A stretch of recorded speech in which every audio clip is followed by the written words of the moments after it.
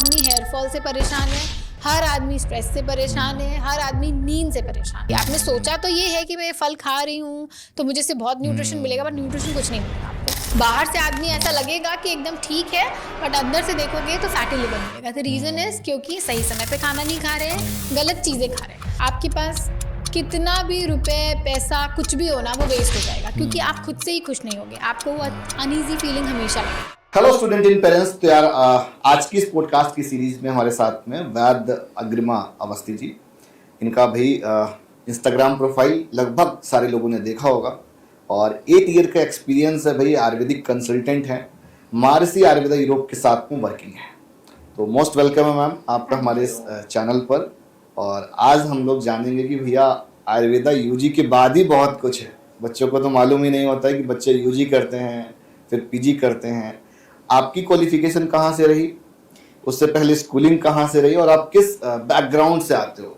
क्योंकि most of the people का, जैसे मेरा आपसे भी डिस्कशन चल रहा था, जितने भी बच्चे होते हैं या पेरेंट्स होते हैं तो वो एलोपैथ वाला डॉक्टर आयुर्वेदा की डिग्री में बनाना चाहते हैं।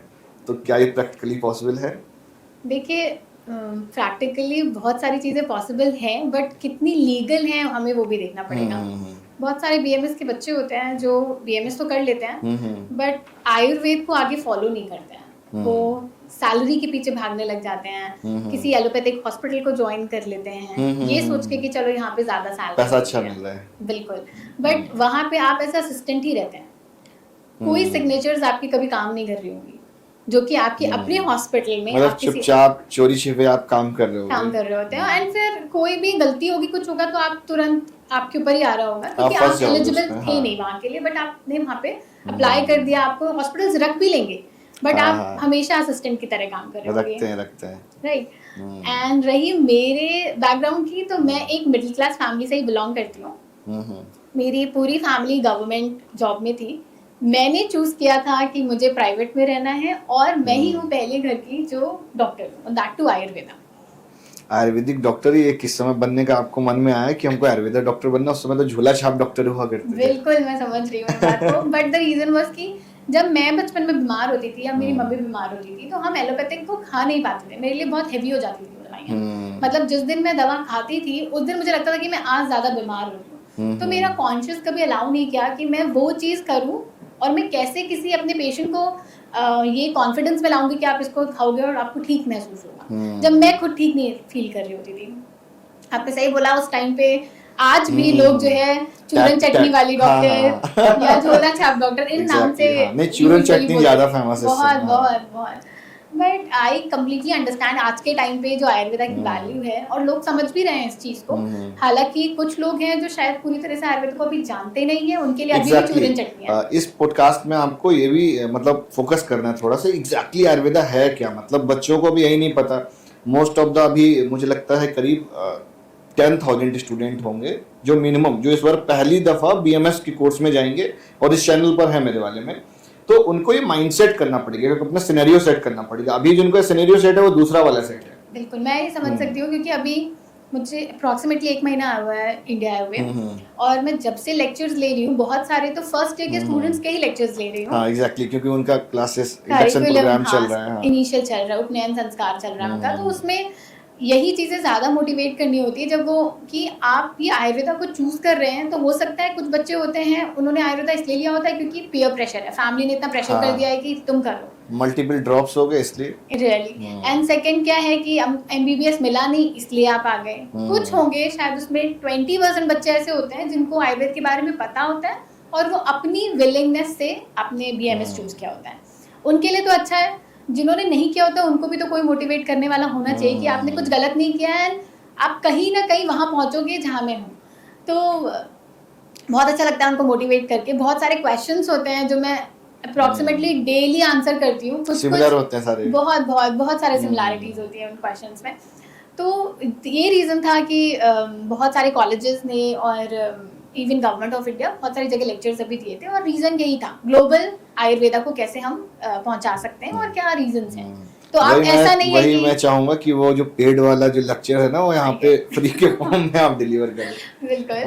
तो द सबसे पहला पॉइंट क्या होता है कि बच्चे को ऐसा लगता है कि हमने बीएमएस तो कर लिया, बीएमएस की जो प्रॉब्लम्स मुझे इनिशियली फील हुई थी और मैं इसलिए रिलेट कर पाती हूँ बच्चों से कि आप इंग्लिश मीडियम से पढ़ के आते हो, फिर जब आप बीएमएस में घुसते हो, अगर आपने नॉर्थ इंडिया में एडमिशन लिया होता है ना, तो आपको हिंदी, संस्कृत ये सब्जेक्ट्स भी पढ़ने पड़ते हैं। एनाटॉमी फिजियोलॉजी भी होती है, बट उसमें हिंदी संस्कृत भी होता है। जिन बच्चों ने पढ़ा नहीं है स्कूल में, क्योंकि क्लास 8 में आपने संस्कृत ली होती है, उसके बाद आपने ली नहीं होती है, तो आपके लिए बहुत डिफिकल्ट हो जाता है। बट इनिशियली आपको ऐसा लगता है कि मैं कौन से कहाँ पे आ गई हूँ, मैं कैसे डॉक्टर बन रही हूँ, ये सब मुझे भी लगता था। And it was very difficult for me to study, क्योंकि वो चीज़ें मुझे कभी रियलाइज ही नहीं कराती थी कि मैं डॉक्टर वाले किसी एरा में जा रही हूँ। मुझे ऐसा लगता था मैं कुछ और पढ़ रही हूँ। बट विद टाइम, उस टाइम पे तो हम उसको सीरियसली नहीं लेते थे कि ये क्या श्लोक पढ़ने पड़ रहे हैं, बट आज समझ में आता है कि कॉलेज कौन सा कितने था इम्पोर्टेंट आपका? थे। मैं VYDS कॉलेज से थी, बुलंदशहर में, एफिलिएटेड टू कानपुर यूनिवर्सिटी। मेरे टाइम पे वो कानपुर यूनिवर्सिटी कौन सा से बैच affiliated था आपका? मेरा 2009 बैच था। 9 बैच कंप्लीट कब हुआ? 2015 में। 15 में कंप्लीट हो गया, 15 में, मतलब 16 से जॉब स्टार्ट करी। 15 से 16 से अभी तक, मतलब मोटा मोटी 8 साल हो गए। 8+ इयर्स हो तो चुके आपने उसके बाद में क्लिनिकल एक्सपोजर में ही चले गए, मतलब क्लिनिकली चले गए, जी। ऐसा क्यों? क्लिनिकल वर्स मुझे सीखना था, सीखना एज इन कि मुझे जानना था कि मैं जहाँ बैठी हूँ उस पोजीशन की वैल्यू क्या है। अब कई बीमारियां ऐसी होती थी कि जैसे फॉर एग्जांपल बेसिक पे जाओगे ना, तो गट हेल्थ आपकी जो डाइजेस्टिव प्रॉब्लम्स हैं, उसकी एज सच कोई दवा है नहीं एलोपैथी में। तो अगर आप या तो घर की चीज़ों से ठीक कर रहे होते हो अपनी डाइटरी हैबिट्स को ठीक करके, या फिर वो आयुर्वेदा से क्योर हो सकती है। ओके। बट आप मॉनिटर कर सकते हो या मेंटेन कर सकते हो एलोपैथी से, क्योर नहीं कर सकते। बट मैंने वहां जाकर के सीखा कि ये ठीक हो रहा है। कैसे ठीक हो रहा है, थोड़ा सा बताइए। मेडिसिन आपकी नॉर्मल आयुर्वेदिक मेडिसिन होंगी जो कि आपकी पल्स डायग्नोज करके हम लिख रहे होते हैं। बहुत सारे डॉक्टर्स ऐसे होते हैं आयुर्वेदा के जो पल्स डायग्नोसिस भी नहीं भी करते हैं, दैट इज ओके, क्योंकि ऐसा नहीं है कि स्टार्टिंग से ही पल्स डायग्नोसिस बता दिया गया था। बट मुझे लगता है कि पल्स डायग्नोसिस आएगी, अगर आपको आती है तो आपके लिए और फ्रूटफुल है, और अच्छा डायग्नोसिस बना सकते हैं। ओके। तो ये पल्स डायग्नोस करते कैसे हैं? नाड़ी देखते हैं, जैसे आपकी 3 फिंगर्स होती हैं, आप ऐसे करके नाड़ी देख रहे हैं। बहुत सारे वैद्य हैं जो कर रहे होते हैं। पुराने वैद्य होते थे जो करते थे, जिनको एक्चुअली लोग वैद्य मानते थे। ठीक है। उसके बाद मॉडर्नाइजेशन ऐसा हो गया कि इसको प्रायोरिटी देनी बंद कर दी लोगों ने। आज फिर से प्रायोरिटी दे रहे हैं, तो इसके लोग ऐसे करके चेक कर लेते हैं। हाँ बिल्कुल, वात पित्त कफ की आपकी जो 3 फिंगर्स होती हैं, ये आपके 3 एलिमेंट्स को अच्छे से डायग्नोज कर लेती हैं, और आप पूरी बॉडी आपकी इन्हीं से चल रही है।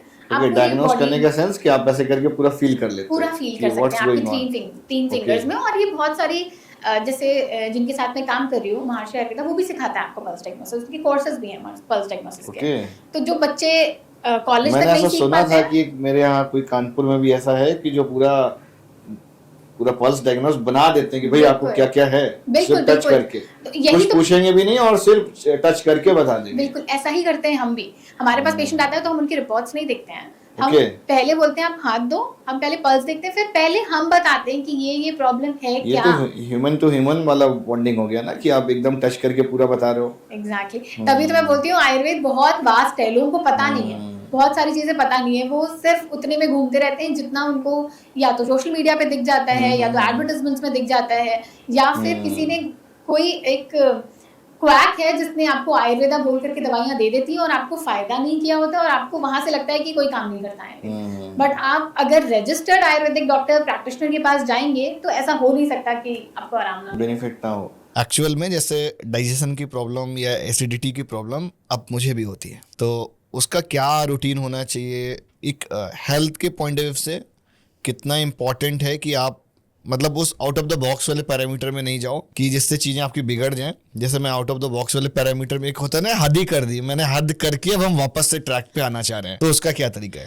अभी भी देर नहीं हुई है, अभी भी ट्रैक पे आ सकते हैं। देखिए, कॉन्स्टिपेशन या गट हेल्थ आयुर्वेद उसको बहुत इंपॉर्टेंस देता है, क्योंकि आयुर्वेद मानता है कि आपका अगर पेट ठीक नहीं है या नींद ठीक नहीं है, 2 पैरामीटर्स हैं, तो आप बीमार हो जाओगे। आपके पास कितना भी रुपए पैसा कुछ भी हो ना, वो वेस्ट हो जाएगा, क्योंकि आप खुद से ही खुश नहीं होगे, आपको वो अनईजी फीलिंग हमेशा लगेगी। अब रीजंस क्या होते हैं एसिडिटी के? स्पेशली आपकी नींद पूरी ना होना, आपका स्मोकिंग या अल्कोहल का इंटेक होना, या एसिडिक फ्रूट, बाहर का खाना ज़्यादा खाना, गलत समय पे खाना खाना। अब समय को आप देखेंगे ना, तो मुझे नहीं लगता कि बहुत कम लोगों को तो यही पता है अभी कि कब खाना चाहिए और किस टाइम पे नहीं खाना चाहिए। ये नहीं पता है, बिल्कुल नहीं पता है। और मार्केट में इतने सारे वेट लॉस के पैरामीटर्स आ गए हैं, जैसे कि इंटरमिटेंट फास्टिंग करने लग जाते हैं लोग, और कीटो करने लग जाते हैं आजकल तो बड़े बड़े डब्बे में वो बिल्कुल, प्रोडक्ट देने लगे हैं कि आप सुबह सुबह उसको लिक्विड के फॉर्म में लो और आपका वेट लॉस हो जाएगा। वो शॉर्टकट है ना वो एंड तो। That is very unhealthy. Weight loss भी नहीं होगा ऐसे। आप खुद बताइए कि ऐसे वेट लॉस कैसे हो सकता है? खाना बंद कर दें, आप सिर्फ एक प्रोडक्ट के ऊपर कितने टाइम तक रह सकते हैं? 1 साल 2 साल? कभी तो आपका मन करेगा कि अब नॉर्मल बॉडी बट ठीक नहीं हो ना, वो तो टेम्परेरी हो गया। टेम्परेरी ही है वो बॉडी ठीक नहीं होगी। इनफैक्ट आपने अपने स्टमक को आदी बना दिया कि मैं सिर्फ इतने से जी सकता हूँ, पर फिर जब आप खाना दोगे तो उसको एक्सेप्ट नहीं कर रहा होगा, आप डाइजेस्ट नहीं कर पाओगे। आपके जो मोशंस हैं, जो उसके अंदर जो इंटेस्टीन होती हैं, आपके गट हेल्थ पूरा एलिमेंट्री कैनाल में, तो आपके पेरिस्टाल्टिक मूवमेंट होता है, मतलब आपकी इंटेस्टीन होती है, उसके अंदर फिंगर लाइक प्रोजेक्शंस होते हैं जो कि आपके स्टूल को आगे भेज रहे होते हैं। जब आप ऐसी चीजें खाओगे जो पाउडर्ड है, लिक्विड है, तो पेरिस्टाल्टिक मूवमेंट हो जाएगा, ये आदमी तो अपने आप काम कर ही रहा है, मुझे जरूरत ही नहीं है। वो आलसी हो जाएंगे। फिर आपको प्रॉपर दवाइयां लेनी पड़ेंगी कि मैं स्टूल को आगे कैसे करूं अभी, क्योंकि अब तो आदी हो चुके हैं कुछ ना खाने के। ये सबसे पहली प्रॉब्लम है। खाना लोग गलत समय पे गलत चीज़ें खाते हैं। आजकल आप देखेंगे कि बहुत सारे न्यूट्रिशनिस्ट हैं जो आपको सोशल मीडिया पे बता रहे होंगे कि आपने दिन की शुरुआत फ्रूट सैलेड से करिए, चिया सीड से करिए, या फिर स्मूदीज से करिए। इनमें से कुछ भी हेल्दी नहीं है। जब आपका पेट, मुझे ऐसा लगता है या मैं अपने पेशेंट्स को ऐसा बताती हूँ और खुद भी वही चीज़ें फॉलो करती हूँ, आप सुबह उठो और उठने के बाद गुनगुना पानी लीजिए, गर्म भी नहीं, गुनगुना पानी लीजिए और मलासन में बैठिए। मलासन कैसा होता है? जो आपका इंडियन टॉयलेट होता है, आप जिस पोजीशन में बैठते हो ना, वैसे बैठिए, पानी पीजिए, 5 मिनट वॉक करिए, आप देखेंगे आपका स्टूल ऐसे ही क्लियर हो जाएगा बिना किसी कॉफी और चाय के। लोग आदी हो चुके हैं। अच्छा, इसका लॉजिक क्या है कि लोग बोलते हैं कि बैठ के पानी पीना चाहिए, खड़े होकर नहीं पीना चाहिए? देखिए, उसके भी रीजंस हैं। जब आप बैठ के पानी पी रहे होते हो तो आपका पोस्चर ये है, ठीक है, रिलैक्स्ड है। जब आप खड़े होकर पानी पी रहे होते हो तो आप कई बार ऐसा नोटिस करोगे कि हम खड़े होकर पानी पीते हैं और सुबह उठ के पानी पीते हैं तो ऐसा लगता है पेट में लगा है वो, क्योंकि वो डायरेक्टली आ गया है ना। जब आप बैठते हो तो आपका मूवमेंट, अब अगर हम इस पोजीशन पे भी बैठे हुए हैं तो हम बहुत रिलैक्स्ड हैं। आप खड़े हैं, लोग चल चल के पानी पी रहे होते हैं। ऐसा नहीं है कि आपके घुटनों में दर्द होने लग जाएगा, ये भी बहुत चलता है सोशल मीडिया पे, ऐसा कुछ नहीं होने वाला है। बट आप रिलैक्स हो, आपके पेट को भी एक रिलैक्सेशन मिल रहा है कि अच्छा इस पोजीशन में पानी पी रहा है अभी वो, तो अपना मूवमेंट भी आराम से करेगा वो। कहीं ना कहीं वो थोड़ा थोड़ा एक प्रॉब्लम क्रिएट करता ही होगा। हाँ, प्रॉब्लम तो ऑब्वियसली क्रिएट करेगा। अब जल्दी जल्दी खाना खाते हैं जब आप, तो आप देखते हैं कि हमेशा प्रॉब्लम क्रिएट कर रहा होता है वो। कुछ ऐसा लगता है अनईजी है, या फिर थोड़ा सा खाने में पेट भर चुका होता है, क्योंकि आपने अपने बॉडी को आराम नहीं दिया। आपने हाफाजात जल्दी खा लेता हूँ, हरी में खाया है।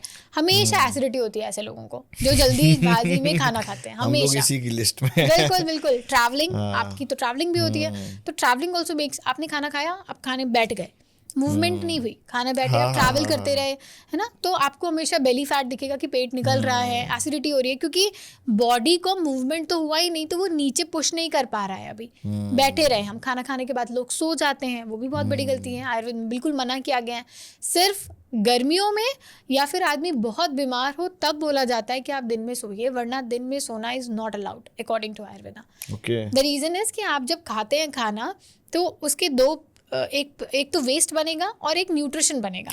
ठीक है, right. तो अभी क्या है, जब आपकी जठरा अग्नि, जो पेट की अग्नि है, डाइजेस्टिव फायर है, अगर वो ठीक नहीं होगी तो वेस्ट ज़्यादा बना रही होगी। ठीक है, तो अभी वेस्ट ज़्यादा बनाएगी तो क्या होगा कि वही वेस्ट आपकी बॉडी को न्यूट्रिशन दे रहा होगा। तो वेस्ट न्यूट्रिशन कैसा होगा? आप एनीमिक हो जाएंगे, आपके शरीर में हमेशा थकान रहेगी। वाइटामिन्स एंड मिनरल्स आप देखते हैं ना, आपके नॉर्मल ब्लड टेस्ट में हमेशा लो मिलते हैं, ऐसे लोगों को ही मिलेंगे। गट हेल्थ ठीक नहीं होगी उनकी, फैटी लिवर मिलेगा। बाहर से आदमी ऐसा लगेगा कि एकदम ठीक है, बट अंदर से देखोगे तो फैटी लिवर मिलेगा। Thank you so much ma'am, और सही समय पे खाना नहीं खा रहे हैं, गलत चीजें खा रहे हैं। तो सबसे पहला स्टार्ट जो मैं बोलूंगी, जो मेरा फेवरेट है और अब मेरे पेशेंट्स का भी फेवरेट हो चुका है, कोशिश करो फॉलो करने की, तो उसके रिजल्ट्स भी आएंगे और मैं भी फॉलो करूंगा। डाइजेस्टिव हेल्थ फॉर श्योर, तो ये तो मैं चेक कर लूंगा। कुछ और मेहनत वाला काम भी, और आज आपकी भी मेहनत वाली चीज बता दोगे ना तो लोग फॉलो भी नहीं कर पाएंगे। तो इजी चीज, ब्रेकफास्ट की जगह करना है, ब्रेकफास्ट के पहले करना है, ब्रेकफास्ट के पहले, क्योंकि आपका जो डाइजेशन होता है या जो पेट की अग्नि होती है वो आपके सन के अकॉर्डिंग चल रही होती है। तो सुबह आप देखेंगे कि सूरज की किरणें बहुत हल्की होती हैं। हाँ, तो हल्का नाश्ता करना है। दोपहर में सूरज की किरणें बहुत तेज होती है, मतलब अग्नि भी आपकी तेज है, तो आपको अच्छा हैवी मील करना है। रात में सूरज नहीं होता है तो सबसे छोटा खाना जो होना चाहिए, सबसे हल्का भोजन जो होना चाहिए वो आपके रात का होना चाहिए। ओके जैसे अगर हम ड्यूरेशन वाइज थोड़ी सी बात करें, ब्रेकफास्ट कितने बजे तक लास्ट कर लेना चाहिए? मैक्सिमम 8:30 AM तक आपका नाश्ता हो जाना चाहिए। ठीक है, तो आपको जल्दी उठना पड़ेगा कि अगर 8 साढ़े 8 बजे तक नाश्ता खत्म कर लेना मेहनत का काम है बिल्कुल। तो सुबह उठिए 6 साढ़े 6 पे, वॉक करिए, सबसे अच्छा है। नस से करिए, जो नाक में एक ड्रॉप डालना है। तो अगर आपको, क्योंकि आज के टाइम पे ऐसा कोई आदमी नहीं होगा इसके पास स्ट्रेस नहीं होगा, ठीक है। हर आदमी हेयर फॉल से परेशान है, हर आदमी स्ट्रेस से परेशान है, हर आदमी नींद से परेशान है, या तो ज्यादा आ रही है या तो आ नहीं रही है। तो ये सबका चीजों का इलाज है। चेहरे पे ग्लो भी चाहिए, है ना। खाना अच्छा नहीं खा रहे हैं पर चेहरे का ग्लो नहीं आ रहा मैम, ये भी एक प्रॉब्लम है। तो आप बस उठाइए, सुबह अड़ू तेल ले लीजिए, बादाम तेल ले लीजिए, और दोनों नाक में जैसे ही उठते हैं वैसे ही अपने गर्दन को बेंड करिए, एक ड्रॉप इस नोस्ट्रिल में डालिए, एक ड्रॉप इस नोस्ट्रिल में डालिए, और फिर जब गले में वो ऑयल आ जाए तो स्पिट कर दीजिए। ये नस्से का प्रोसीजर होता है। इसके बाद आपको थोड़ी देर कुछ भी ठंडा ना पीना है, ना मुंह धुलना है, गुनगुने से आप कर सकते हैं, या फिर 10 मिनट का ब्रेक ले लीजिए। उसके बाद आप ब्रश करिए, ठीक है। ब्रश करने में भी लोग टंग क्लीनर यूज नहीं करते हैं। टंग क्लीनर यूज नहीं करने से क्या होगा कि जो आपका माउथ के टॉक्सिन्स होंगे वो बाहर नहीं निकल पाएंगे। तो टंग क्लीनर यूज करना बहुत जरूरी है। अगर आपको लगता है कि आप पित्त प्रकृति के हैं, इसका मतलब कि गुस्सा ज्यादा आता है, फेयर हैं और इंटेलेक्ट भी अच्छा है आपका, तो आप सिल्वर यूज कर सकते हैं या स्टेनलेस स्टील यूज कर सकते हैं। आप अगर कॉपर भी आप जाना चाहते हैं तो कॉपर भी टंग क्लीनर यूज कर सकते हैं। प्लास्टिक में कम बोलते हैं लोगों को करने के लिए। आप यहाँ से शुरुआत करिए। सबसे पहले आपने गुनगुना पानी पिया, मलासन में बैठे, आपका स्टमक क्लियर हो गया, ठीक है। इसके बाद आप उबला हुआ सेब खाइए, ठीक है। अगर एसिडिटी की प्रॉब्लम है तो मैं बोलती हूँ किशमिश को भिगोइए, 10 से 15 किशमिश भिगो दीजिए, सुबह सबसे पहले वो खा लीजिए। अगर आप डायबिटिक नहीं है तो, अगर डायबिटिक है तो मैं आपको बोलूँगी प्रॉपर कंसल्टेशन लेकर के स्टार्ट करिएगा ट्रीटमेंट। ये बेसिक चीज़ें आप स्टार्ट कर सकते हैं। रेजन्स और फिग्स जो है, ये दोनों को आप अपने डाइट में इंक्लूड कर सकते हैं। सोक्ड होनी चाहिए दोनों चीज़ें। सुबह शुरू करिए अपना दिन की शुरुआत, उबला हुआ सेब खाइए, पैन उठाइए, एक सेब को साबुत डाल दीजिए उसमें पानी भर करके।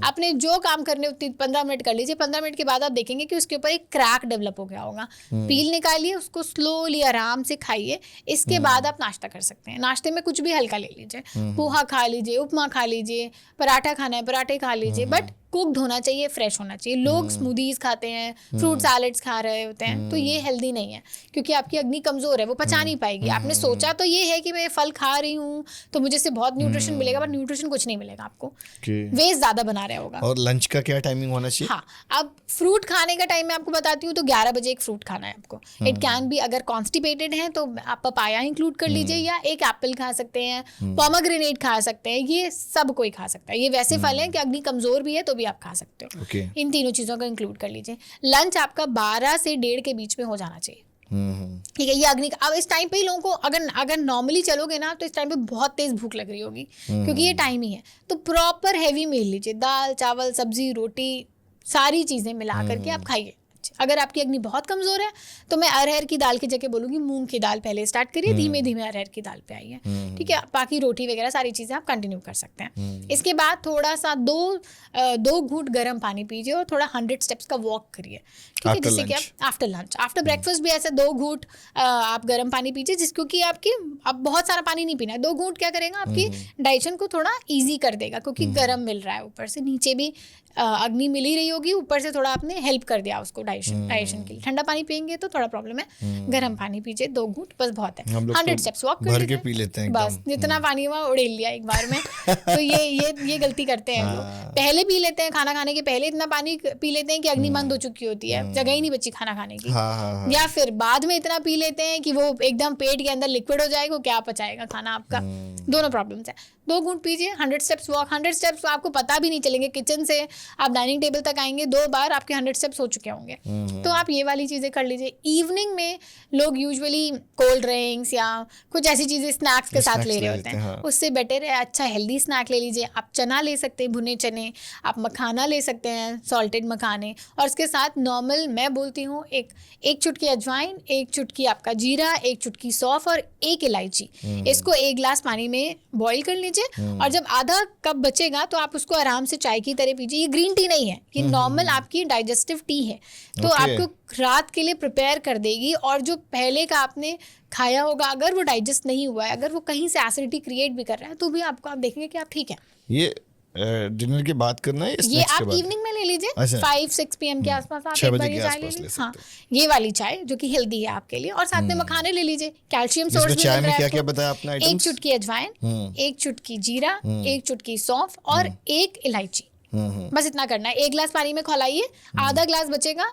अब छानने का मन करे तो छान लीजिए, मैं तो छानती भी नहीं हूँ पूरा, क्योंकि हेल्दी है वो सारी चीजें। हाँ, नीचे पी बैठ लीजिए जाता है। और चबा के खा भी सकते हैं, कुछ ऐसा नहीं है, वो तो वही है जो आपके खाने में पड़ा होगा, वही वाली चीजें।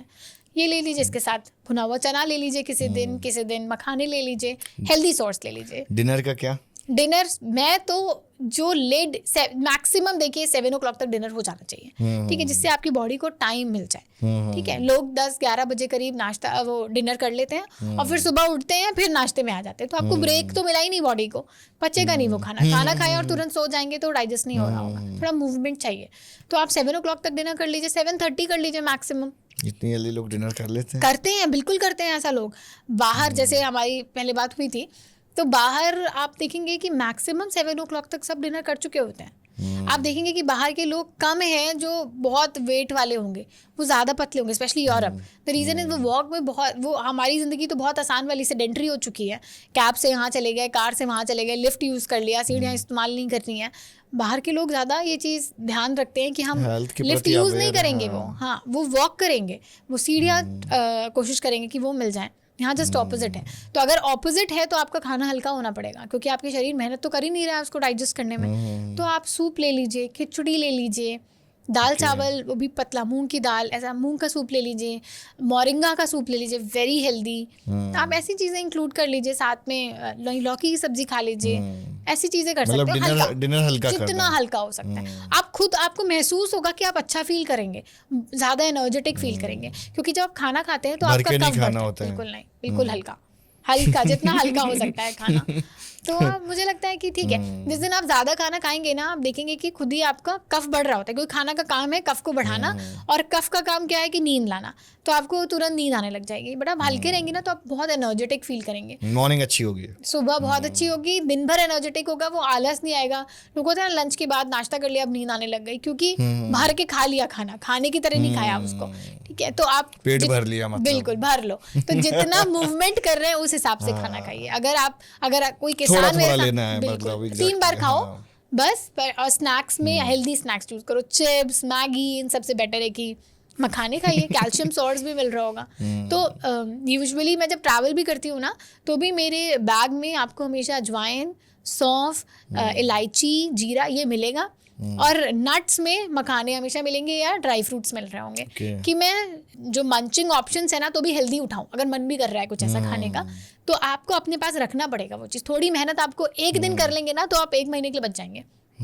बच्चों के भी लिए देखिए, बच्चों को चिप्स देने की जगह आप मखाना दे सकती हैं, हेल्दी होगा, खाएगा बच्चा। छोटे छोटे लड्डू बना दिए बच्चों के लिए, ड्राई फ्रूट्स के लड्डू बना दीजिए, आटे को भून करके आप, हाँ, आटे के लड्डू बनते थे लड्डू और पहले, स्नैक्स, बचपन में खाए हुए हैं, एज अ अभी स्नैक भी। खाइए। हाँ। बाहर मीठा का क्रेविंग सर्दियाँ आ नहीं रही करेगा। तो अभी फिर से बनाते मैं लोग बच्चों करते के लिए हैं। बताती हूँ, डेट्स लीजिए, बच्चों को डेट्स इतने पसंद हैं, और उसके बीच में आप नॉर्मल जो गुड़ है उसको कैरमल बना लीजिए गुड़ से, या चीनी से फुल कर कैरमल बना दीजिए। लीजिए। चीनी को थोड़ा सा गैस पे जलाएंगे ना, तो वो लिक्विड में हो जाएगा, हाँ। वो कैरमल टेस्ट बहुत अच्छा आ जाएगा। Okay. तो डेट्स के ऊपर आप उसको डाल दीजिए और थोड़ा सा ड्राई फ्रूट स्प्रिंकल कर लीजिए, आपका बच्चा मांगेगा नहीं आपसे टॉफी की chocolate। तरह खाएगा। बहुत टेस्टी हो जाता है वो।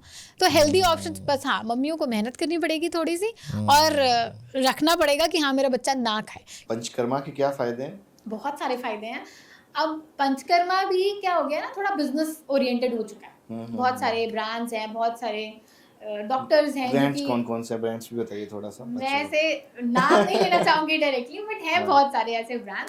लोगों को भी पता होता है, आजकल के टाइम पे कोई भी लोग बेवकूफ नहीं होते, उन्हें पता होता है। अब रीजन क्या है कि लोगों का अर्निंग, एक समझ लीजिए कि एक तरीका बन चुका है पंचकर्मा। अब जरूरी बिल्कुल भी नहीं है कि हर पेशेंट को पंचकर्मा की रिक्वायरमेंट हो। शायद आयुर्वेद में क्या होता है, शमन औषधियां होती हैं और शोधन क्रिया होती है। शमन में क्या होता है कि आप उसको पैसिफाई कर रहे होते हैं, सिर्फ मेडिसिन से, हर्ब्स से ठीक हो सकते हैं आप। ओके। अब आप क्रॉनिक हो चुके हैं, अगर मैं 10 साल से कॉन्स्टिपेटेड हूँ और मैं ठीक नहीं हो रही हूँ, तब मुझे शोधन की जरूरत पड़ेगी, क्योंकि बहुत सारी चीजें आपने हिट एंड ट्रायल में कर चुके होंगे, ट्रायल बहुत सारी दवाइयाँ, बहुत सारे आप देखिए ना, इतनी सारी मेडिसिन के एडवर्टाइजमेंट्स आते हैं, लोग उठाते हैं, खाने लग जाते हैं, बट आइडियली मैं बिल्कुल नहीं बोलूंगी, विदाउट एनी कंसल्टेशन, और फिर बोलेंगे कि आयुर्वेद काम नहीं करता है। तो यहाँ पे गलती, ऐसे केसेस में पंचकर्मा की रिक्वायरमेंट बहुत ज्यादा होती है।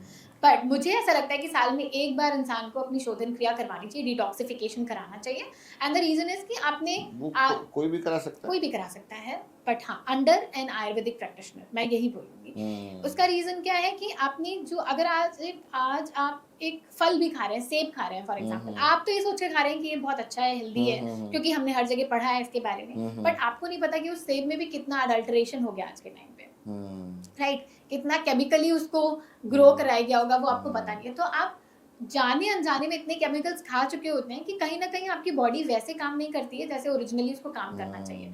एंड इसके लिए मुझे लगता है साल में एक बार आपको पंचकर्मा आप प्रिवेंटिव की तरह काम करेंगे, और यही होता है बाहर लोग प्रिवेंशन की तरह उसको लेकर के जाते हैं, वो बीमार होना ही नहीं चाहते हैं। एज अ प्रिवेंशन अगर आप आयुर्वेदा को लेकर जाएंगे तो आपको कभी एलोपैथिक की एक गोली भी नहीं खानी पड़ेगी। इट्स मीन कि हम पहले से प्री प्रिपेयर्ड रहे कि हम अगर पंचकर्मा, वो कोई भी करा सकता है, ऐसा नहीं, कोई भी करा सकता है, बच्चों के लिए नहीं है क्योंकि प्रॉपर शोधन क्रिया करना होता है, बड़ों में आप कोई भी करा सकता है। इट डिपेंड्स अपॉन कि आपके वैद्य ने आपके लिए कौन सा पंचकर्मा लिखा है। पंचकर्मा में भी वैरायटी है, बहुत ज़्यादा वास्ट है, बट ज़रूरी नहीं है कि सबके लिए सब चीज़ों की ज़रूरत पड़े। हो सकता है किसी का एक दो चीज़ों से ही ठीक हो जाए, जैसे मेंटल हेल्थ है, अब किसी को नींद नहीं आती है, बहुत स्ट्रेस है, एंग्जाइटी है, शिरोधारा है, आप वो करवा सकते हैं, शिरोवस्ती करा सकते हैं, नस्य करा सकते हैं।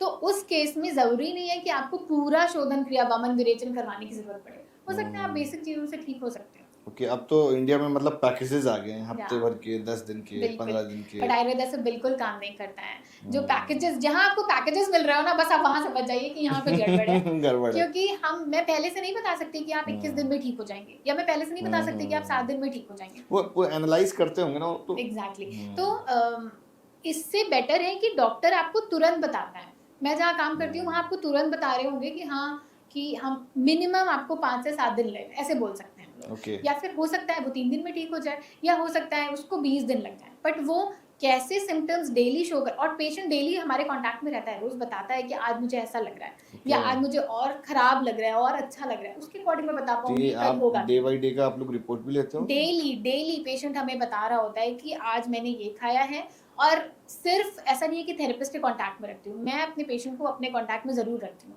क्योंकि एक बार को थेरेपिस्ट से गलती हो जाएगी तो भी मेरा पेशेंट सफ़र कर रहा होगा, पेशेंट से गलती हो जाएगी तो भी पेशेंट सफ़र कर रहा होगा। तो बेटर है कि पेशेंट डायरेक्ट टच में रहे कि गड़बड़ होनी। समझ गया कि ऊपर से आप सुपरविजन रखोगे तो मिस्टेक होगी ही नहीं। मैम उनके लिए बताइए, जो बच्चा भी जैसे फर्स्ट ईयर में है, तो उसको किस अकॉर्डिंग अपने रूट मैप को प्लान करना चाहिए ताकि वो यूजी कंप्लीट करने के बाद भाई उसको प्लेसमेंट मिल जाए?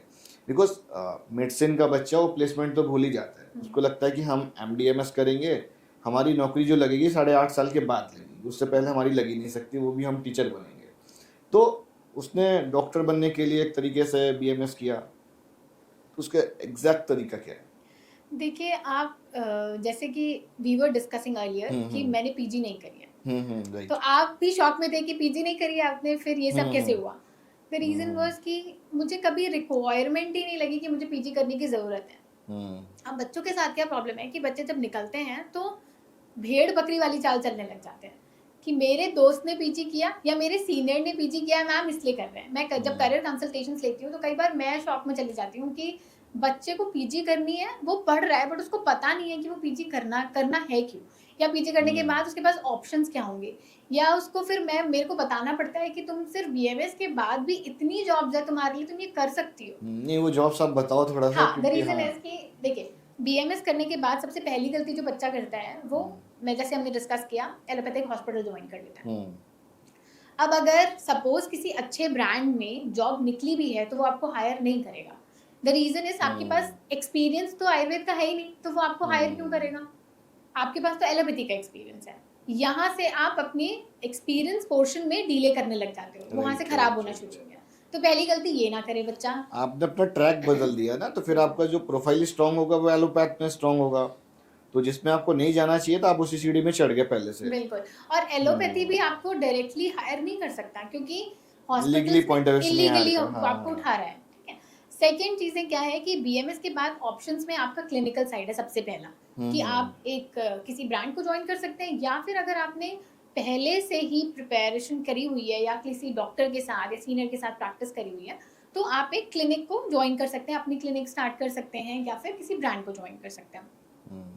अब यहाँ पे आपको क्लिनिकल एक्सपोजर मिल जाएगा कि अच्छा 1 महीने में किस टाइप का मरीज आता है, कुछ आपको इन इन्वेस्टमेंट जनरली नहीं जैसे करना है। मतलब जो अभी आज के अगर हम यूपी की बात करें, जो यूपी में बीएमएस कॉलेज की स्थिति है, आपने तो खुद ही यहीं से किया हुआ है, आपने विजिट भी बहुत सारे करे हैं, तो यहाँ पे बच्चों को बहुत सीखने को तो मिलता नहीं है, तो जो ब्रांड्स है वो हायर कर लेते हैं ऐसे।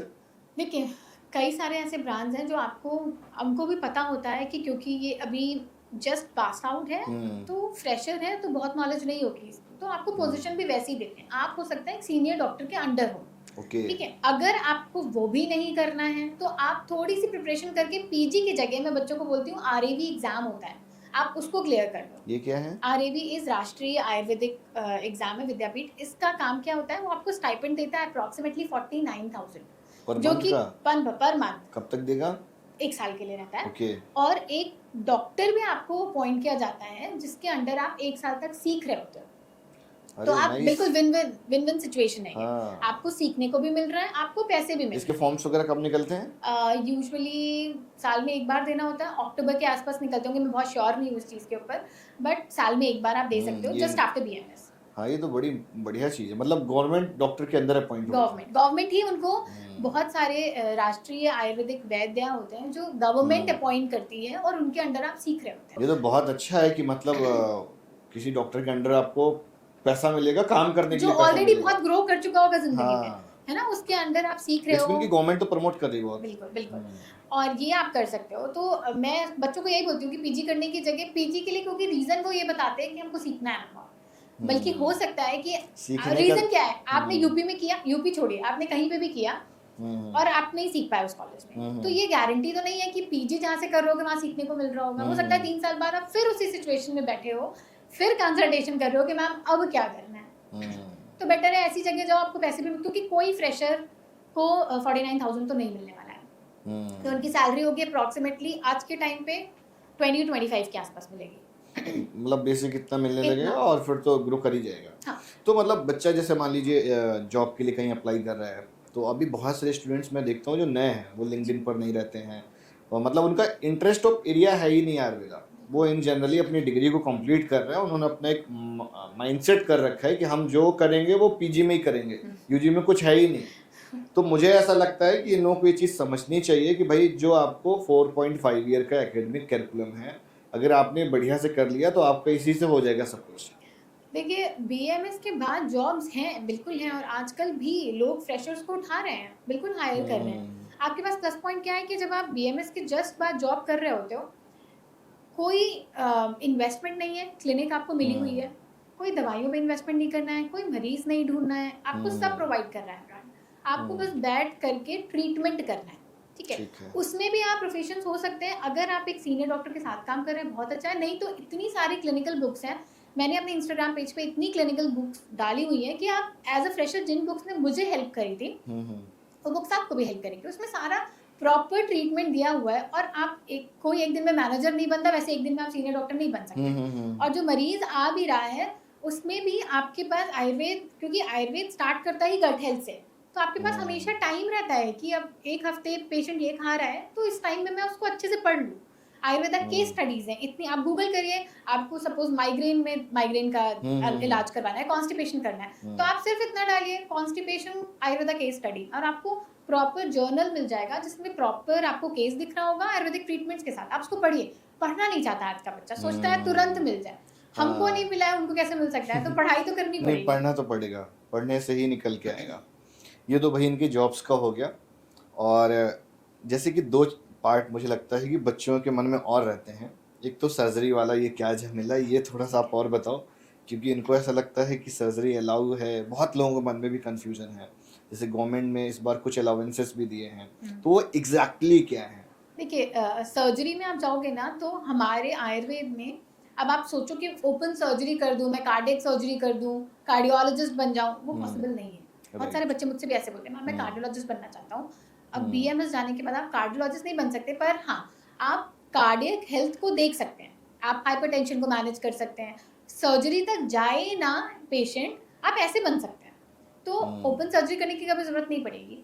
बाकी सर्जरी आयुर्वेदा पे में आप अलाउ आओगे, है या नहीं? हाँ कुछ हद तक अलाउ है। हाँ। जैसे कि आपकी एनोरेक्टल डिजीजेज होती हैं, वो आप जैसे कि आपका पाइल्स, फिस्टुला हो गया, इन सब चीज़ों को आप आराम से क्योर कर सकते हो। ओके। सेकेंडली क्या है कि आयुर्वेद में एक पार्ट होता है पैरासर्जिकल प्रोसीजर्स, जो कि आपकी अग्निकर्म, विद्धकर्म, ये वाली चीज़ें होती हैं। जैसे कि लोग बोलते हैं ना आयुर्वेदा बहुत स्लो है, तुरंत पेन नहीं ठीक कर सकता। आपके पास सर दर्द हो रहा होगा या घुटने में दर्द हो रहा होगा, फटाक से डॉक्टर एलोपैथी पे जाओगे, पेन किलर खाओगे और ठीक हो जाओगे, जो कि टेम्पररी है। बट वहीं आप किसी अग्निकर्म स्पेशलिस्ट या फिर विद्धकर्म के पास जा रहे होते जो कि पैरासर्जिकल प्रोसीजर है, तो शायद आपको वो पिल भी नहीं खानी पड़ती और आप फिर भी ठीक हो जाते। और ये मैं आपको गारंटी से बोल रही हूँ, क्योंकि वो कैसे? अग्निकर्म और विद्धकर्म प्रोसीजर्स होते हैं, जो कि अग्निकर्म में आपके कुछ इंस्ट्रूमेंट्स होते हैं जो आपके वात पे काम करते हैं, which is the main reason for pain. जो पेन होता है, आप आयुर्वेद में 3 एलिमेंट्स होते हैं, वात, पित्त, कफ, ठीक है। इन तीनों ह्यूमर्स से ही आपकी बॉडी में दोष, मतलब जितने टॉक्सिन्स हैं या प्रॉब्लम्स नहीं भी हैं, तो इन्हीं के इक्विलिब्रियम की वजह से होगा। अगर इक्विलिब्रियम में है तो प्रॉब्लम नहीं होगी, अगर बैलेंस बिगड़ गया तो आपकी बॉडी में डिजीजेस स्टार्ट हो जाएंगी। तो उसमें से जो वात पैरामीटर होता है वो रीजन है मूवमेंट का। जैसे मैं हाथ भी चला रही हूँ तो ये वात की वजह से, क्योंकि वो अप्रोप्रिएट है। अगर यही कम ज्यादा हो जाएगा तो हो सकता है मेरा हाथ जल्दी जल्दी चलने लगे, विच इज पार्किंसंस। हो सकता है मेरा मूवमेंट ना हो, ना कर पाऊँ, पैरालिसिस, वो यही सब रीजन है। तो अग्निकर्म जो होता है वो आपको तुरंत रिलीफ देता है पेन में स्पेशली। और ये मैं जब इंडिया में थी तब भी मैंने ट्रीटमेंट्स किए थे, प्लस मैं जब इटली गई थी वहाँ के एलोपैथिक डॉक्टर्स को मैंने ट्रेन किया था अग्निकर्म में, and they were very shocked to see कि ये कैसे हो रहा है। और डॉक्टर्स के ऊपर किया था। आप, मैं नॉर्मल पेशेंट के बाद मतलब मैं क्या, डॉक्टर्स कैसे सिखाया, कैसे था? थोड़ा सा बच्चों को भी सिखाने के सिखाओ। लिए आपके पास इंस्ट्रूमेंट्स होते हैं बहुत सारे। यूजुअली साउथ इंडिया में या फिर कर्नाटका, ऐसी जगहों पे बहुत सारे आपको ऐसे लोग मिलेंगे जो अग्निकर्मा प्रैक्टिस कर रहे हैं, प्योरली सिर्फ अग्निकर्मा कर रहे हैं, विद्धकर्म कर रहे हैं। अब उसमें क्या होता है, विद्धकर्म के लिए आपकी नीडल होती है, 26 नंबर नीडल होती है, उससे आप वहाँ पे प्रिक करते हैं, जैसे एक्यूपंक्चर में प्रिक किया जाता है, बट एक्यूपंक्चर नहीं है ये। एक्यूपंक्चर की तरह आप प्रिक करते हैं और आप देखते हैं कि क्योंकि वो नीडल ऊपर से हॉलो होती है, तो आप देखते हैं कि आप प्रिक कर रहे हैं तो आपका जो वात है, जो एयर है, वो उसके थ्रू ही बाहर होता है और पेशेंट को रिलीफ मिल जाता है। मैं ये नहीं बोलूँगी कि एक सिटिंग में आप एकदम ठीक हो जाएंगे, हो सकता, वो पेशेंट टू पेशेंट वेरी करता है। अक्यूट है, तुरंत हुआ है, तो शायद एक बार में ही ठीक हो जाए। और अगर क्रोनिक है, मैं 10 साल सफर कर रही हूँ, मैं 5 साल से सफर कर रही हूँ, तो आपको कुछ सेटिंग्स लगेंगे, but I can guarantee you कोई दवा की जरूरत नहीं पड़ेगी, मतलब एलोपैथिक पिल की जरूरत नहीं पड़ेगी। आप शायद जाएं भी ना वापस से वहाँ पे, और आप एकदम ठीक हो सकते हैं। अग्निकर्म में क्या होता है, अग्नि का काम, मतलब हीट मिल रही होती है, और वात के जस्ट ऑपोजिट होता है। वो जैसे कुछ पास में लगा के करते हाँ, हैं। आपने जैसे मुझे अगर यहाँ पे पेन हो रहा है और मैंने यहाँ पे वो इंस्ट्रूमेंट लगाया, पीछे से हीट प्रोवाइड करी, तो वो क्या करेगा, उस जगह मूवमेंट प्रोवाइड कर देगा, क्योंकि थर्मल एनर्जी होगी, वो ट्रांसफर हो रही होगी, और वहाँ पे जो वात रुका हुआ है वो मूव करेगा, और आप देखोगे कि दर्द नहीं हो रहा है मुझे। एंड ये तो मैंने देखा हुआ, कुछ लोग इंस्टाग्राम पे या बहुत रील्स के अच्छा फॉर्मेट पे रिलीफ है, डाल बहुत। देते तो हैं। मैं आपको बता रही हूँ आयुर्वेदा स्लो नहीं है। जो उसको स्लो भी समझता है कि वो काम नहीं करेगा, बहुत लेंदी प्रोसेस है, बहुत समय लगता है, ऐसा बिल्कुल भी नहीं है। परमानेंट क्योर अगर आपको मिलेगा तो वो आयुर्वेद में मिलेगा, दैट टू विदाउट सर्जरी। आपको अपने ऑर्गन को हटाना नहीं पड़ेगा, पर आप ठीक हो जाएगा। एक और इम्पोर्टेंट चीज़ कि जैसे आपने मान लीजिए यूजी कर लिया था, उसके साथ अब बहुत सारी चीज़ें मैं देखता हूँ कि आप सीखते रहते हो कुछ ना कुछ नया, या किसी को ट्रेनिंग देते रहते हो। जब मैंने last time I found your profile, तो मुझे लग रहा है कि आप इटली में थे जी। तो वहाँ पे क्या, किस लिए गए हुए थे? मैं यूरोप में क्योंकि मैं महर्षि आयुर्वेदा यूरोप के साथ हूँ, तो पूरे यूरोप में ट्रैवल कर रही होती हूँ। ओके। तो इटली है, हंगरी गई थी, नेदरलैंड्स गई थी, जर्मनी, इतनी जगह तो अभी कवर्ड है। हो सकता है मैं कुछ चीज़ें भूल भी रही हूँ, but I have been there, Austria. तो इन सब जगह पे, और मैं पेशेंट्स को भी जो पेशेंट कंसल्टेशंस हैं वो भी करती हूँ, और इसके अलावा जो आपके डॉक्टर्स हैं, एलोपैथिक डॉक्टर्स, जो ये आयुर्वेद सीखना चाहते हैं, क्योंकि वहाँ पे एलोपैथिक डॉक्टर्स के अंदर ये ईगो वाली प्रॉब्लम नहीं है कि ये भेदभाव तो वाला नहीं आयुर्वेद है। है, हम ये क्या सीखना चाहेंगे, नहीं। हाँ, उनके इंडिया में बहुत कंट्रोवर्सी ये प्रॉब्लम्स थोड़ी इंडिया में रहती हैं, बाहर नहीं है ये वाली चीज़ें। उनको अपनी लिमिटेशंस पता है, उनको पता है हम ये ठीक नहीं कर सकते हैं। मैं आपको बताती हूँ, एक इटालियन सर्जन थी, वो एक्चुअलिटी जो है उसको एक्सेप्ट करते हैं। हाँ, और मुझे लगता है एक्सेप्ट करनी भी चाहिए, कोई भगवान नहीं है, डॉक्टर्स ही हैं। तो अच्छा है कि अगर हम किसी मरीज को किसी की हेल्प से, किसी दूसरे पैथी की हेल्प से भी अगर क्योर कर सकते हैं, तो मुझे लगता है ये अच्छी बात है। और आपका उनको सीखना भी चाहिए, आपका इंटेंशन तो वही है मरीज का ठीक होना। तो इटालियन सर्जन थी, उन्होंने मुझसे ऐसे बोला कि मैंने मुझसे पूछा why do you want to learn Ayurveda? She said I want to learn because I don't want to make my patient out of any organ if I can cure it with Ayurveda. अगर मैं आयुर्वेद से उसको ठीक कर सकती हूँ तो मैं बिल्कुल नहीं चाहूंगी कि मुझे उसका वो ऑर्गन हटाना पड़े। And that is the reason I want to learn Ayurveda and that really inspired me कि ये कर सकती हैं तो हम इंडिया में ऐसा क्यों नहीं कर सकते। एजुकेशन है।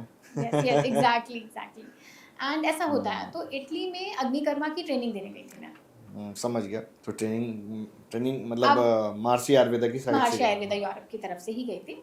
तो वहाँ पे उन लोगों को सिखाया। आपको इनिशियल पैकेज कितने का मिला हुआ था इंडिया में या बाहर की? इंडिया में। इंडिया में मैंने जब स्टार्ट करी थी मैंने अपनी जॉब तो मेरी 22,000 सैलरी थी पहली जॉब। ये कब की आप बात बता रहे हो? मैं आपको बता रही हूँ ये 2016 की 15 में खत्म हुआ, 16 से आई स्टार्टेड वर्किंग।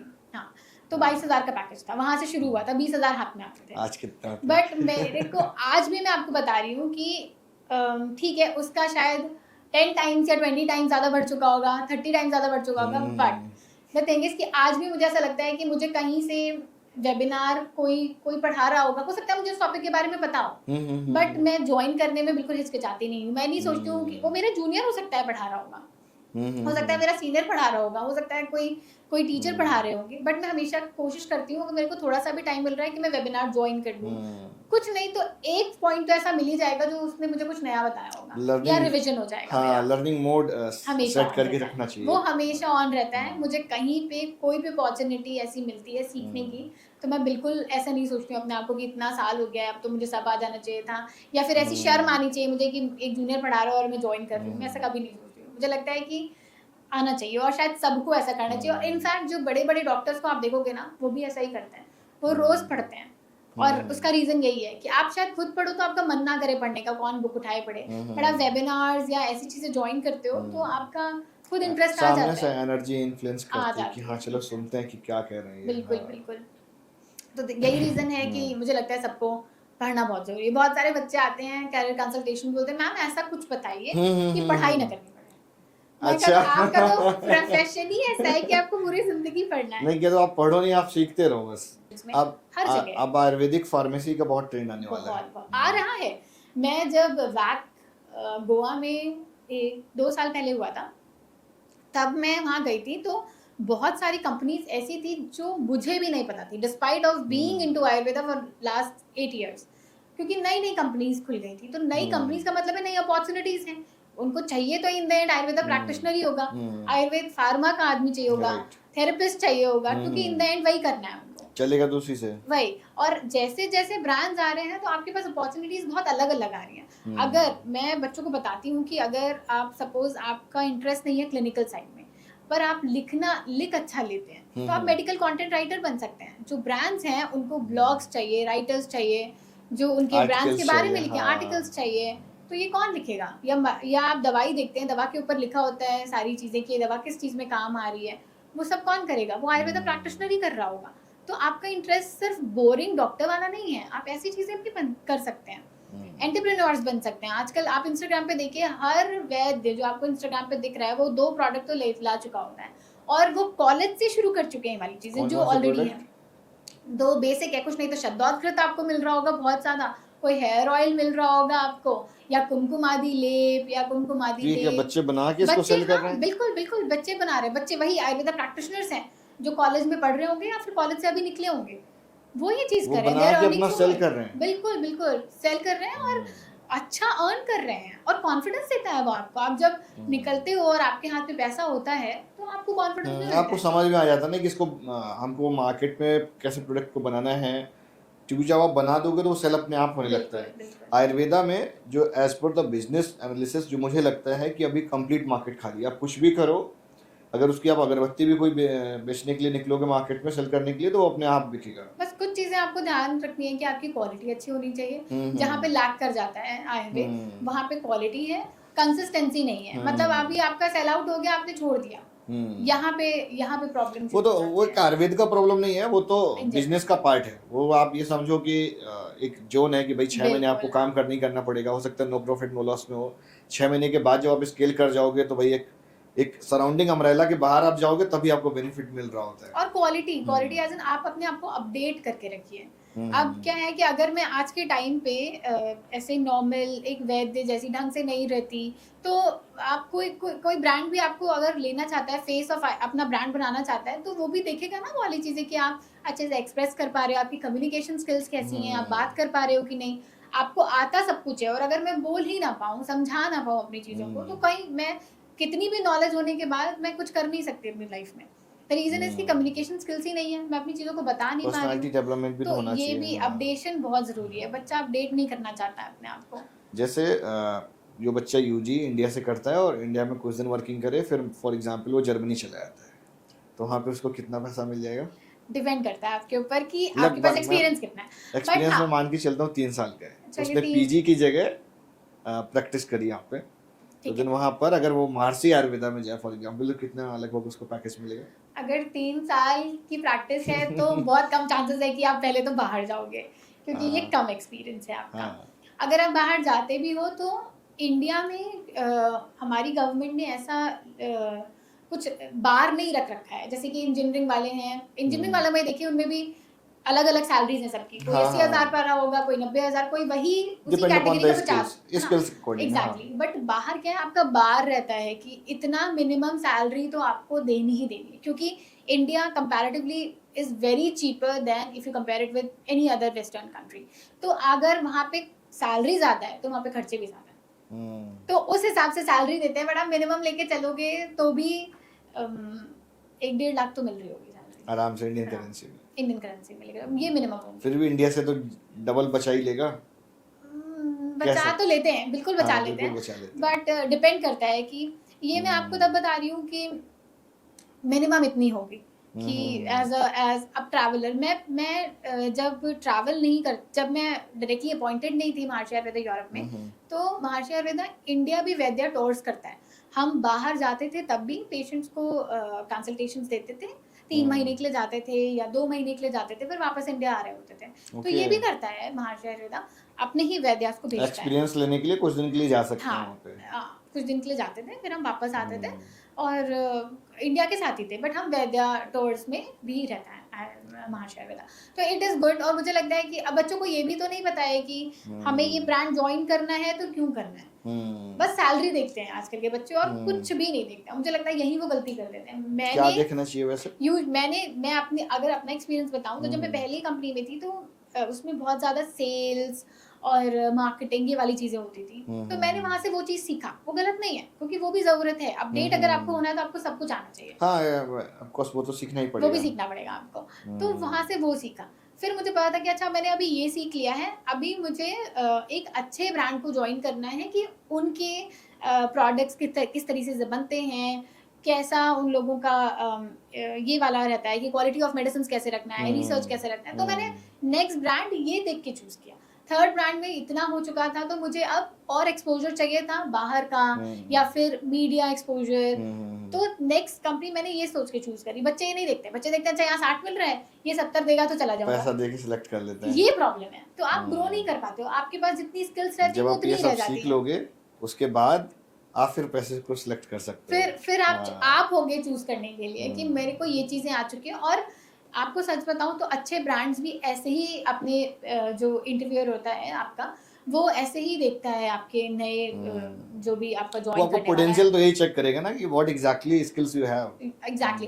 तो आप जैसे इंजीनियर के लिए बोलते हैं ना कि आप इंजीनियर ऑलराउंडर होता है, सब होता है, सब आता है। मुझे लगता है आज के टाइम पे डॉक्टर को भी सब कुछ आना चाहिए। आपको दवाई बनानी आनी चाहिए, आपको थेरेपीज करनी आनी चाहिए, आपको स्किल्स मार्केटिंग और सेल्स भी आनी चाहिए, और ये वाली चीजें भी, क्योंकि आपको बात करना और सोशल मीडिया ये सारी चीजें भी, क्रिएटिव होना भी इक्वली इम्पोर्टेंट है। तब आप कुछ भी आप अपना भी खोल, अगर मैं आज मेरे को आज बोलूँ कि आज अपना ब्रांड खोल लूँ तो मैं कर लूंगी वो चीजें, क्योंकि मैंने वो सारी चीजें देख चुकी हूँ कि अभी कैसे करना है, कहाँ पे कितना पैसा लगना है, या फिर कहाँ पे मेरा पैसा वेस्ट हो रहा होगा। तो आप 10 ब्रांड के साथ आप बिजनेस डेवलपर भी है ना? तो महर्षि आयुर्वेदा के साथ बिजनेस डेवलपर शायद इसीलिए पिक किया होगा उन्होंने उस चीज के लिए। And I think that is also important, क्योंकि कोई भी बिजनेस ग्रो कर रहा होगा तो आप उसके साथ ग्रो कर रहे होंगे। तो एट द एंड मैं चाहूँगा कि बच्चों को आप एक ऐसा मैसेज दें जिसको लेकर ये लाइफ लॉन्ग उसको फॉलो करें और जब वो पास आउट हो तो देन उनके लिए कुछ बेनिफिशियल वो लेके निकले, मतलब बच्चों को लगता है सिर्फ डिग्री लेके निकल रहे हैं, तो डिग्री के साथ साथ उनको ये नॉलेज भी लेके निकलना है। एग्जैक्टली मैं बच्चों को यही बोलना चाहूँगी कि अगर आपने बीएमएस किया है तो पहली बात तो आप उसको हार्ट से एक्सेप्ट करिए कि मैं बहुत बच्चे बीएमएस कर चुके होते हैं उसके बाद भी वो एक्सेप्ट नहीं कर पाते कि मैं आयुर्वेदिक डॉक्टर हूँ। एंड बिलीव मी, मैं अगर आयुर्वेदिक डॉक्टर नहीं होती तो मैं बाहर जाके एलोपैथिक प्रैक्टिशनर्स को नहीं पढ़ा पाती। तो अगर मैं एलोपैथिक होती तो उनको मेरी ज़रूरत नहीं होती। मैं शायद आयुर्वेदा में हूँ इसलिए मैं बाहर जा पाई और मैं आयुर्वेदा को पढ़ा पाई, उसको स्प्रेड कर पाई। तो अगर मैं कर सकती हूँ being a middle class family, आपकी तरह ही मैं भी एक इंग्लिश स्कूल से पढ़ी थी और हिंदी वाली चीज़ें मुझे पढ़नी पड़ती थी। संस्कृत वाली सारे स्ट्रगल्स जो आपने किए हैं वो मैंने भी किए हैं। तो अगर मैं कर सकती हूँ तो आप भी कर सकते हैं। ये बिल्कुल भी ऐसा नहीं है कि मुश्किल है, बट अगर आप थोड़ी सी मेहनत करना चाहेंगे और थोड़ा ब्रॉड स्पेक्ट्रम देखेंगे ना तो आयुर्वेद ही है आगे फ्यूचर। और अभी भी अगर आप उसमें हैं या उसको चूज करने वाले हैं तो उसको हेजिटेट मत करिए। और मैं पेरेंट्स को भी यही बोलना चाहूँगी कि अगर आपका बच्चा बीएमएस को चूज करना चाहता है तो शायद आपसे ज़्यादा फ्यूचर के बारे में वो समझ रहा है। Thank you so much ma'am for this podcast. बहुत इन्फॉर्मेशन मुझे भी मिली और होपफुली मेरे बच्चों को भी चीज़ें पता चली होंगी। Thank you so much for inviting me.